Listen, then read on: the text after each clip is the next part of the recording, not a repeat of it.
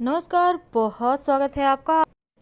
शिव जी का सबसे प्रिय महीना श्रावण माह के सोमवार का जो व्रत है, अगर हम उसके बारे में जानें तो देखिए ये व्रत सूर्योदय से लेकर तीसरे प्रहर तक किया जाता है। तीसरा प्रहर का मतलब शाम के समय तक, जिसको हम प्रदोष काल कहते हैं।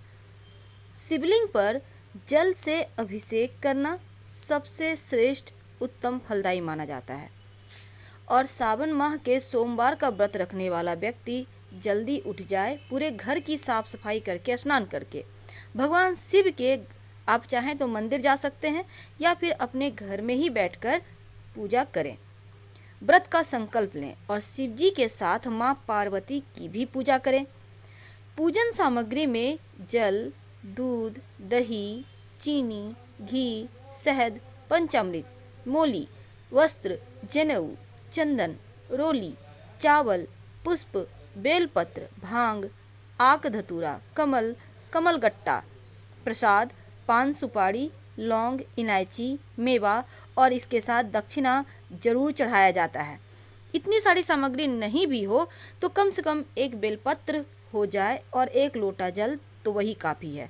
अगर आपको बेलपत्र आपके आसपास ना मिले तो चांदी का बेलपत्र आप एक खरीद के रख लीजिए और नियमित रूप से उसी से पूजा कीजिए। तो भगवान शिव की जब आप पूजा पाठ करेंगे तो याद रखिए, शाम के समय जब आप धूप दीप दिखाएंगे या फिर सुबह में ही तो क्या करेंगे ना कि आप कपूर जला के आरती कीजिएगा। ये सर्वश्रेष्ठ माना जाता है। अब कपूर ना हो तब रुई में घी लगा के या लाल धागा का बाती बना के आप कर सकते हैं। तो जब तीसरा पहर खत्म हो जाए, आप पूजा पाठ कर लें, तब एक ही बार भोजन करें।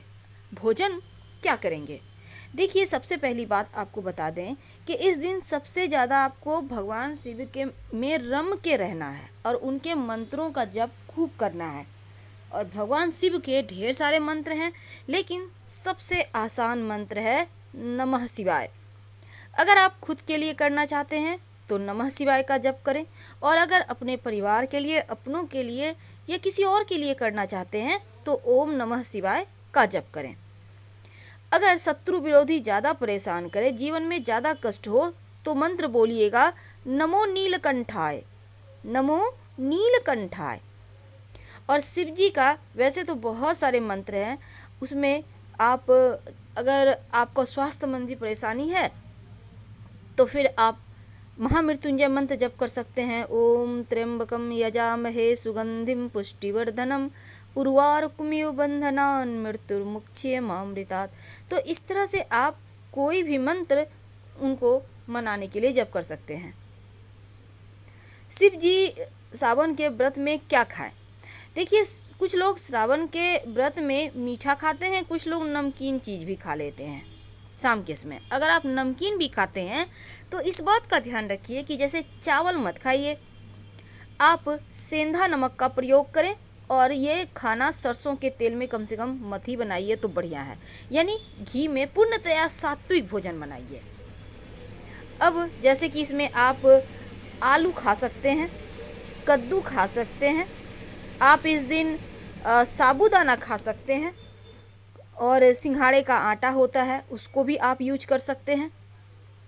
तो कट्टू का भी आटा होता है, इसका भी आप खाना बना के, पूड़ी वगैरह बना के, लेकिन ज़्यादा तला भुना हुआ खाना मत खाइएगा। इससे क्या होगा ना, आपको पानी प्यास ज़्यादा लगेगा और कंठ भी सूखेगा बार बार। वैसे पानी पीना अच्छी बात है, लेकिन फिर भी थोड़ा सा ध्यान तो आपको खुद का रखना होगा। लेकिन सवाल ये है कि क्या ना खाएं। देखिए, सबसे पहली बात तो धार्मिक मान्यताओं के अनुसार जब आप शिव जी की पूजा करते हैं, शिव जी में रम जाते हैं, तो यहाँ पर पूर्णतया सात्विक भोजन ही करना चाहिए। जब से श्रावण का माह शुरू होता है तब से ही आपको सात्विक भोजन शुरू कर देना चाहिए। लेकिन आप व्रत अगर रख रहे हैं तो व्रत में आप सब्जियां, बहुत सारी सब्जियां खाई जाती हैं, जैसे कि हरे पत्तेदार सब्जी बिल्कुल भी मत खाइएगा अगर आप व्रत रखते हैं तो। वैसे तो साबूदाने की खिचड़ी भी बनाकर खाई जा सकती है, क्योंकि साबूदाना का खिचड़ी आप पौष्टिक भी है, पेट भी भरेगा। वैसे आप ड्राई फ्रूट भी ले सकते हैं, मखाना भून कर ले सकते हैं। तो थोड़ा थोड़ा आप सब कुछ खाइए। और सावन के जो महीने में आप व्रत रख रहे हैं तो देखिए, आपको पता है कि जब आप खाइएगा तो शाम में दिया बत्ती करने के बाद खाइएगा। वैसे दिन भर भी आपको भूखे नहीं रहना, आप लिक्विड डाइट ले सकते हैं, जैसे कि चाय कॉफ़ी आप ले सकते हैं। दूध नहीं खाना है, लेकिन चाय कॉफ़ी लेने में कोई दिक्कत नहीं है। और इसके साथ ही आप इस दिन चाय कॉफ़ी लेने के साथ आप एक और काम कर सकते हैं, जैसे कि आप ईख का रस मत पीजिएगा। गन्ने का रस नहीं पीना चाहिए। शिव जी को ये अर्पित किया जाता है, शिव जी को बहुत पसंद है, इसलिए सावन के महीने में गन्ने का रस भी नहीं पिया जाता है। आपको इस बात का भी ध्यान रखना चाहिए। तो शिव जी को जैसे कि प्रसन्न करने के लिए उन्हें अलग अलग चीज़ें अर्पित की जाती है, उसी तरह उनको प्रसन्न करने के लिए अलग अलग चीज़ें खाई जाती है और कुछ चीज़ों को बिल्कुल भी नहीं खाई जाती, अवॉइड किया जाता है। तो चलिए जानते हैं विस्तार से।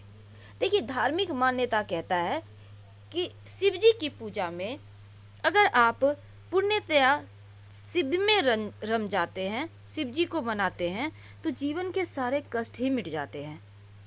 और शिव जी के शरण में जो आ जाता है उसका कर्म और भाग्य पीछे रह जाता है। वो शिव जी ही जैसे चलाएंगे आप वैसे ही चलने लगते हैं, यानी भाग्य विधाता तब शिव जी बन जाते हैं। तो आप भूल कर भी लहसुन प्याज मत खाइएगा। लहसुन प्याज में गर्मी होती है, व्यक्ति के मस्तक को गर्म करता है, क्रोध बढ़ता है, विचार में सात्विकता नहीं रहती। इसीलिए लहसुन प्याज मांस मदिरा ये सभी चीज़ें पूरे सावन के महीने में आप ना ही खाएं तो बढ़िया है। हरे पत्तेदार सब्जियां बिल्कुल भी मत खाइए, जैसे कि बंधक गोभी भी आता है। ऐसा देखिए, इस महीने में बारिश होती है, बैक्टीरियल और कीड़े भी बहुत सारे हो जाते हैं पत्ते में, तो हरी पत्तेदार सब्जियां खाने की इसलिए मनाही होती है। इसमें अंडे होते हैं, आपको नहीं पता चलेगा लेकिन उसमें होता है। अब दूध दही ये ऐसे भी चीज़ें डेयरी प्रोडक्ट है, क्योंकि सावन के महीने में कहा जाता है दूध बिल्कुल भी नहीं खाना चाहिए, वात दोष बढ़ा देता है, सेहत से जुड़ी समस्या हो जाती है।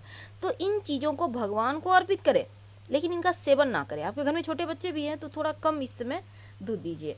बैगन, कहा जाता है कि बैगन अशुद्ध है, और इसके अलावा कार्तिक के महीने में, सावन के महीने के साथ कार्तिक में भी बैगन नहीं खाया जाता। और दूसरा पक्ष ये भी है कि कीड़े बहुत ज़्यादा लग जाते हैं जो शरीर में भी नुकसान करेगा, लेकिन बैगन भी नहीं खाइए। कड़ी, जैसे कि दही डालकर आप कड़ी बना के खाते हैं ना, लेकिन सावन के महीने में कड़ी भी नहीं खाना चाहिए। बेसन की कड़ी होती है, आपने खाया होगा कड़ी बड़ी, तो वो चीज़ें भी आपके जीवन में आपके वात दोष को बढ़ाता है। तो बहुत सारी चीज़ें ऐसी हैं जो नहीं खाना चाहिए, इसका ध्यान रखना है। और आप व्रत रखती हैं तो बहुत संभल के फल खाइए, मज़े से, कोई दिक्कत नहीं है, लेकिन नाशपाती भूलकर भी मत खाइएगा।